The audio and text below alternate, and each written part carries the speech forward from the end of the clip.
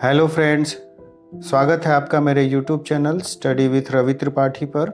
आज हम लोग class 9 subject geography chapter 7 Bharat के पड़ोसी देश उसका सेक्शन ई करेंगे। सेक्शन ई में पाकिस्तान है। आज इस पड़ोसी देश के बारे में विस्तार से हम लोग इसके प्रश्न उत्तर को देखेंगे।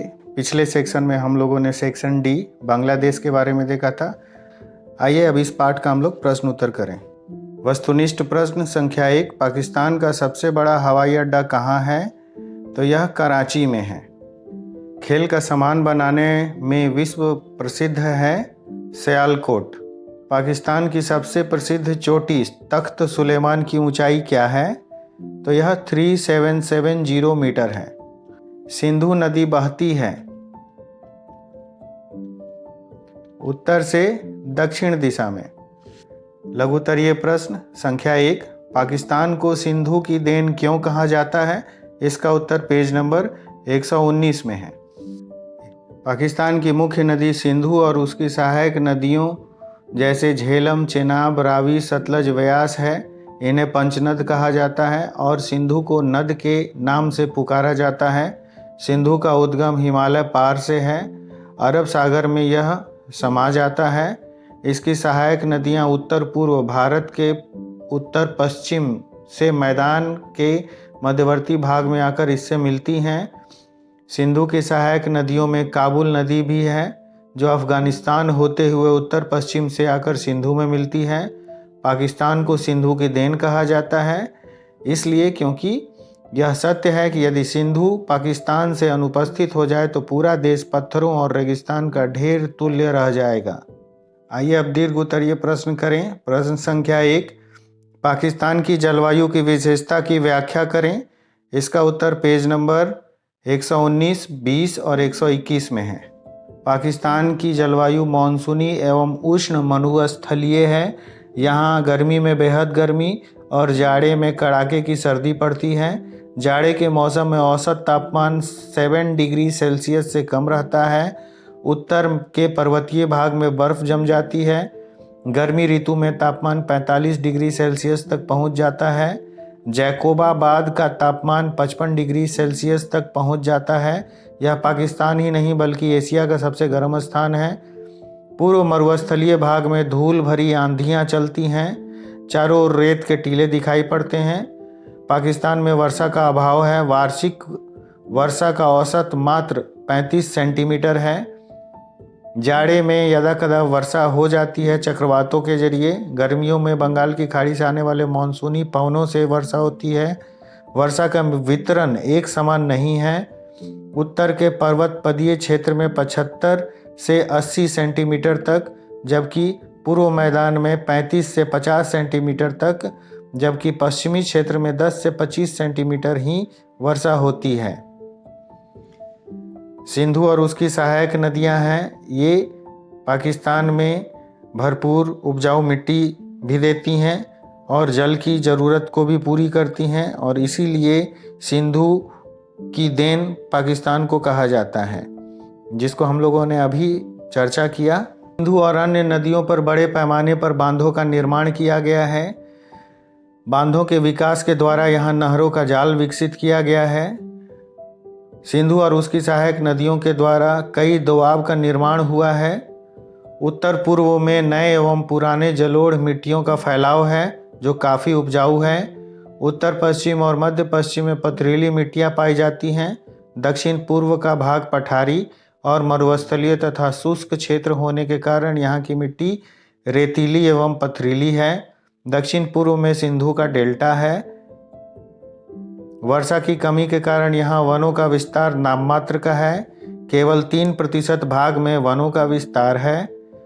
उत्तरी पर्वत के उच्च भागों में देवदार, चीड़, फर, स्प्रूस प्रधान है।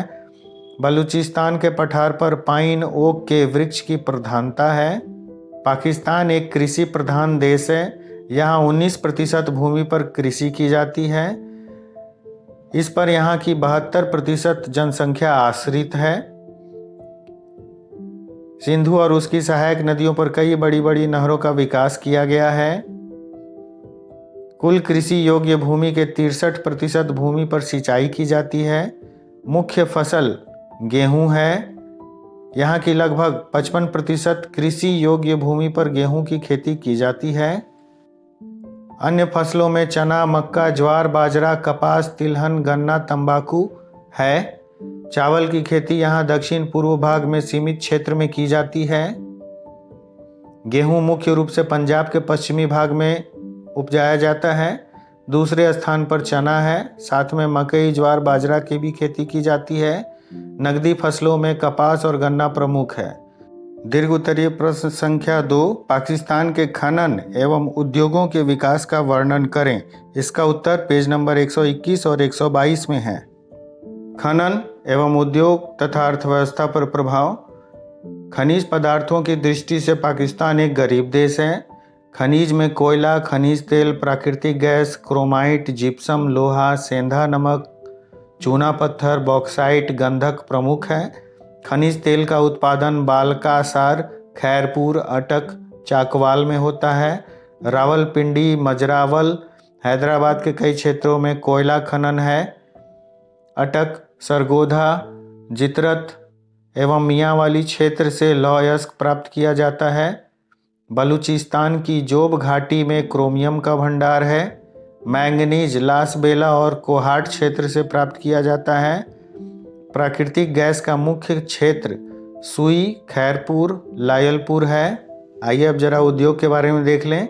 कृषि एवं रसायन पर आधारित उद्योग को अधिक विकसित किया गया है। इसमें सूती वस्त्र, ऊनी वस्त्र, चीनी, खेल के सामान, कागज, रासायनिक, दिया सलाई के उद्योग प्रमुख हैं। खनिज पर आधारित उद्योग में सीमेंट, तेल शोधक, प्राकृतिक गैस आधारित उद्योग मुख्य है। वन आधारित उद्योग में खेल का सामान तैयार करने के लिए सियालकोट विश्व प्रसिद्ध है। मुल्तान, कराची, लायलपुर, लाहौर, उकाड़ा सूत एवं सूती वस्त्र उद्योग के प्रमुख केंद्र हैं। हरनाई, बन्नू और कादियाबाद ऊनी वस्त्र के केंद्र हैं। नौशेरा और रहवाली में फाइन पेपर और दफ्ती पेपर उद्योग बांस आधारित हैं। चारसद्दा, मारदान, औहराबाद में चीनी की मिलें स्थापित हैं। मारदान पेशावर में एशिया की सबसे बड़ी चीनी मिल है। कराची, हैदराबाद, दाऊदखेल, बाह, रोहरी में सीमेंट उद्योग है।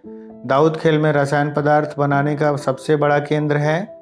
नौशेरा, लायलपुर, हरिपुर में कास्टिक सोडा, गंधक, तेजाब, रासायनिक, डीडीटी, रेजिन, पेंसिलिन और रंग बनाए जाते हैं। कराची के मोरगांव में तेल शोधन और सुई में गैस आधारित उद्योग है। कुहरा में परमाणु शक्ति उत्पादन केंद्र स्थापित है। यहाँ निर्यात की अपेक्षा आयात ज़्यादा होता है। मुख्य रूप से America, Britain, Germany, Japan, Iran, Bharat, Canada, चीन, रूस के साथ होता है। इस प्रकार आज हम लोगों ने भारत के पड़ोसी देश पाकिस्तान के बारे में विस्तार से प्रश्न उत्तर किया। आशा करता हूँ आपको आज का यह वीडियो अच्छा लगेगा। पुराने वीडियोज़ के लिंक डिस्क्रिप्शन बॉक्स में नीचे दिए हुए हैं, आप चाहें तो जाकर देख सकते हैं। मिलते हैं बहुत जल्द नेक्स्ट वीडियो में, तब तक के लिए धन्यवाद।